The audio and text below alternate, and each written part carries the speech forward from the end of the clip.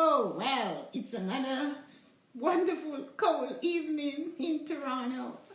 It is freezing and I'm all warm and toasty warm because it's such a nice night. Anyway, so I'm doing a live tonight by myself. Can you believe that? Ha ha ha. The purpose of this live is, last night I had this live with Tracy and we talked about self-care, and the live last night was with Tracy, and in that live, during the live, we talked about self-care, and Tracy said that he goes to bed at 2 in the morning, and I was quite shocked, and I said, 2? And he's off to work at 7:30, so when you look at 3, 4, 5, 6, 5 hours of sleep, and he has a full calendar. There's so many things on his calendar. So we talked about his sleeping habits and what he does, and he has like a book launch coming up. He's doing his MBA. He has a few other projects, and he mentors people, and he's involved in politics. So when I saw that, I thought, wow, that is really a lot for one person to take, So, and his time was so busy. He didn't have much time. And he did say that his book, the coach he has with his book, told him that he needs to make some time for it. Hi, Belinda, thank you. I enjoyed our stuff today. It was marvelous. So, because you're just coming in now. Yeah, so I talked to Tracy last night, and Tracy was telling me of all the things he's doing, and then some other people today said that since you talk about your morning routine, and so we would like to know what is your morning routine. But I know I have done it before, and I discussed it before. So I thought tonight I'll take a few moments and just say what my morning routine is and the benefits of having a great morning routine. And you can always ask me a question and I'll answer it. So the morning routine that I have is, I believe the earlier you wake up in the morning, the better it is for you. But I also, on the other side of waking early, I also believe from my own physio that you must have sufficient sleep. Now, before I started getting involved in all of this, my girlfriend would tell you, I would sleep till 10. But I would have 8, 9, 20 hours of sleep. I can go to bed and sleep for hours and never get up for hours. But once I started getting involved in doing more things after I retired, and with the morning blessings, I started waking up earlier. I know the benefits of waking up early, and I know the benefits of having sufficient sleep. I really need about 8 hours. I've always needed a nice full night of sleep, and I don't wake up during the night. So what I do now, I get up about 5:15. I should really just get up at 5. But when I get up at 5:15, I really respect me as a person. I love me to the point of adoration of myself. That's how it is. So I do what it is for me, and I'm not ashamed about it, and no one can make me feel bad about it. My good friends teases me, my family teases me about it. I value me. I put a lot of effort into me. I take care of myself. My girlfriend tells me I pack my lotions and my potions before I pack anything else on my clothes. I will say, well, I can buy clothes when I get there, but I do value me as a person. I really love me. And so anyway, because of that, I do get up at that time. And I try to do anything that will make me a better version of myself. And being a better version of me means that I must take care of me. So and I am maybe self-centered about me. I really value me, my lotions, my potions, my water, my food, my clothes. Everything for me has to be what I love. So I get up at 5:15, and of course, when I get in the bathroom, I always greet myself with a wonderful thing that brings laughter to my face. I'll go, hello, sexy. Or I'll just say, you look stunning, woman. So then I get going. But I do that just so I laugh. And it just, I'm never lonely, so I can laugh at me. And then I immediately start my exercise program. So I exercise for 20 minutes every day, 7 days a week religiously. So when that is done, I promise a friend that shall not be named that I will have a cold shower. So that's been the new thing. I have this cold shower, and I'm getting accustomed to it though. And I get out of the shower and I'm rubbing down as quickly as you can imagine. So then I get organized and I dress, and that takes, honestly, that takes a long time, because it's just me. Although everything is placed the night before what I'm going to wear today. I change twice a day, so I'll have this also planned that I'm going to wear this like this today. So I've already spent 20 minutes putting away what I want for tomorrow. And then I get organized, and I believe if you have perfumes, I don't care if there's nobody there, I believe you should use it. So I use perfumes, I use lotions, and I just really take care of me. So once that is done, I find that it's important for me to get to that stage to pray and to meditate. I don't think it's nice to do that, to go to your God and you're not clean. That is just me, but I'm a little bit on the weird side of life. So I believe in the morning, if you're going to pray, you should clean yourself. You should have your shower, you should take care of yourself. You should present yourself to your Maker as lovely as you can be. And that's what I do.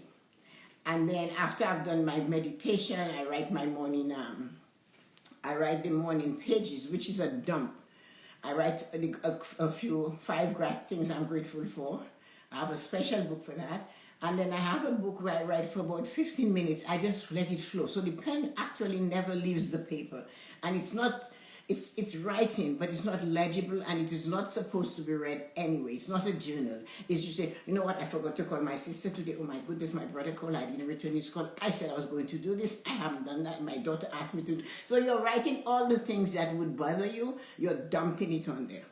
So it's 3 one-sided pages. So that happens. And then I do makeup.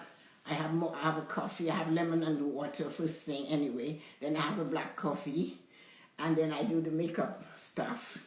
And then I go to either my office or in the family room or somewhere where I feel like I'm comfortable for the week. And I get prepared.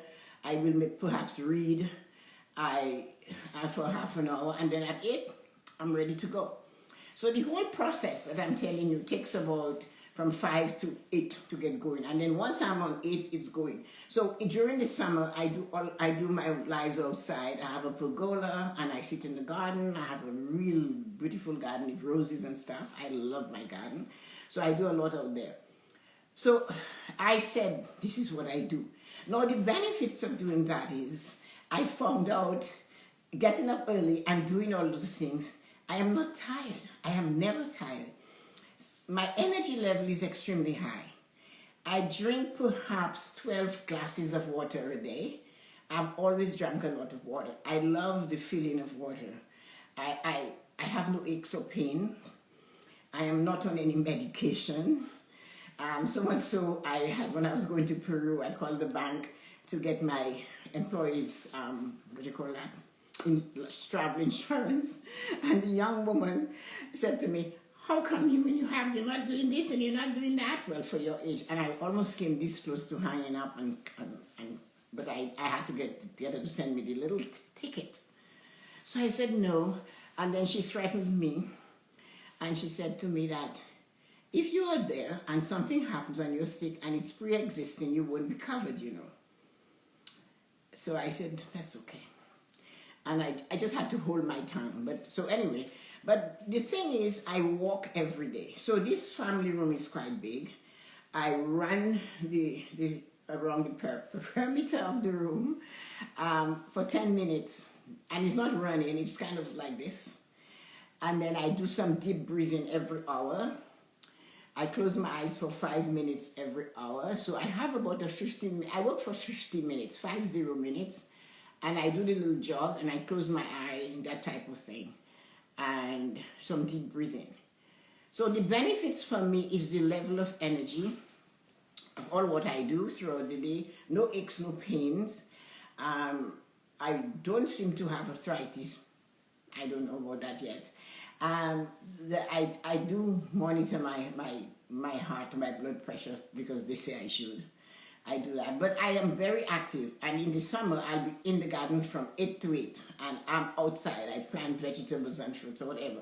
So my whole day is really about just me. The only human being alive that I care about right now is me. I love my children and my grandchildren, but they can take care of their life, of themselves. I train them too, so I should look after me. So that's my morning routine, and the benefits is that it gives me a lot of energy. It keeps me very, very joyous. I am never sad. Somebody asked me the other day, best mate you can get. That's right. You're impossible. No, it's not you. That's true, Donato. I never thought about the journal dump. The journal dump, oh my God, you should try it. Girl, that's amazing. It's an 8 by 11 book. You must have an exercise book. And one side, so just 3 sides, not 3 pages, 3 sides, and you just let it go. It's actually marvelous. It's just the best thing you can do for yourself. All the things that affect you during the whatever, it comes in that time in the morning, and you do that. But anyway, going back to the morning, between 3 and 6 in the morning, that is when the angels are giving out gifts. That's when the world's energy is at its highest level. So the ancient people said that the angels were walking around and handing out gifts. And that happens between the hours of 3 and 6 in the morning. So the angels, and that is why they say the energy of the earth is at its highest level. If you ever find yourself always waking at 3, then you should really wake up and look out the window and try to sip in some of the energy of the world. Because it hasn't been disturbed yet.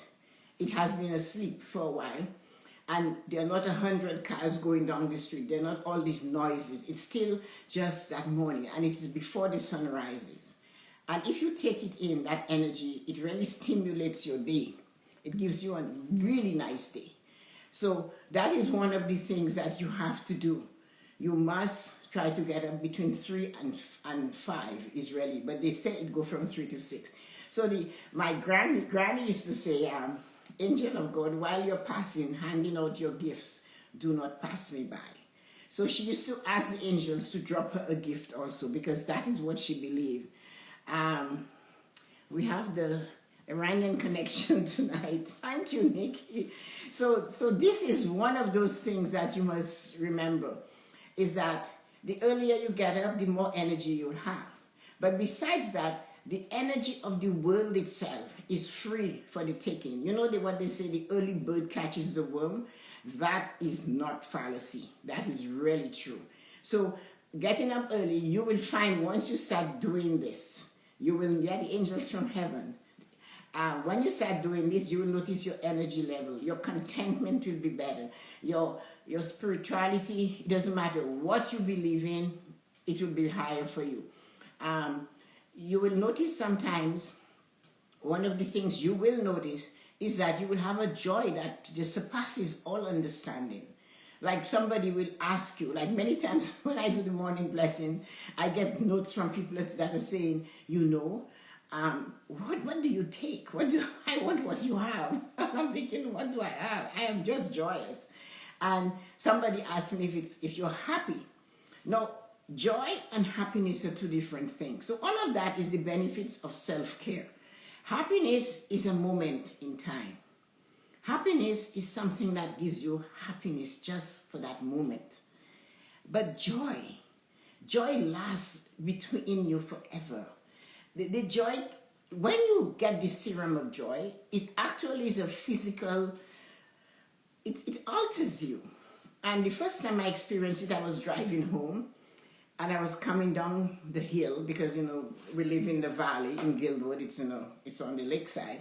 So we're coming down the hill, and all of a sudden, I just felt like somebody had split open my head and poured this serum in me. And I could actually feel the serum coursing through my body. And I'm going, holy shit, what is this? And I started laughing. But that is the first thing I said, what is this? It came home, I told my husband. My husband looked at me and he said, what did you say? And I told him. He said, the Irish people, let's talk about that. And he said, what made you feel? I said, just joyful. Like that kind of joy. And it has never left me. So happiness, you have to understand, is two different things. Joy and happiness is not the same. Happiness happens because something happens. Something you experience in the moment. And it gives you happiness. Joy is something that just takes you and it keeps you going like that. And it actually stimulates your heart muscle. It causes you to float when you should be walking.